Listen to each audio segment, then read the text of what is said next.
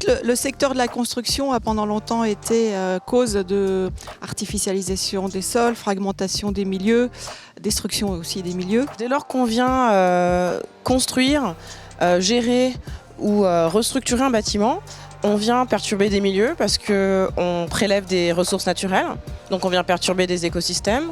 On vient aussi perturber un milieu pendant qu'on exploite, on génère des nuisances. En ayant un impact sur la biodiversité, nous réduisons notre capacité de résilience au changement climatique et nous impactons les matières premières. Et les matières premières, c'est quoi ? C'est ce qui nous permet aussi de nous nourrir, de nous vêtir et d'habiter.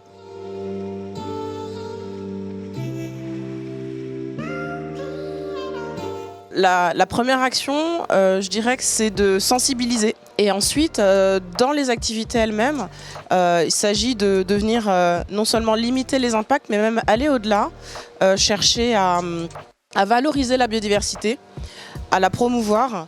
C'est important de développer, de créer de la biodiversité dans et sur les immeubles. C'est-à-dire les immeubles deviennent des relais de la biodiversité. Et on a aussi recours pour 100% de nos nouveaux quartiers à un écologue qui vient systématiquement en début, au milieu et en fin de chaque projet immobilier.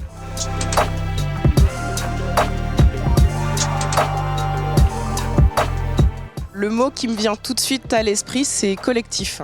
Et c'est l'occasion pour tous les acteurs de l'immobilier de se mobiliser, de réfléchir ensemble. C'est également une opportunité pour nous de développer nos connaissances sur ce domaine et puis de développer des indicateurs et des outils d'aide à la décision.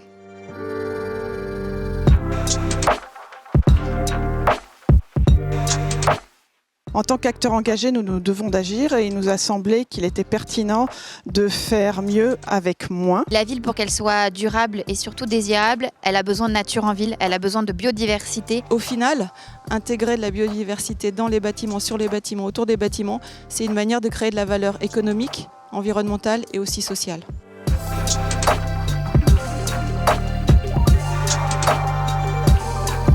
Je récupère le marc de café pour le mettre dans mes plantes. Et j'ai appris à laisser vivre les toiles d'araignée sur mon balcon. Je choisis en fait des fruits et des légumes de saison, si possible bio, qui viennent d'agriculteurs ou de producteurs plutôt locaux.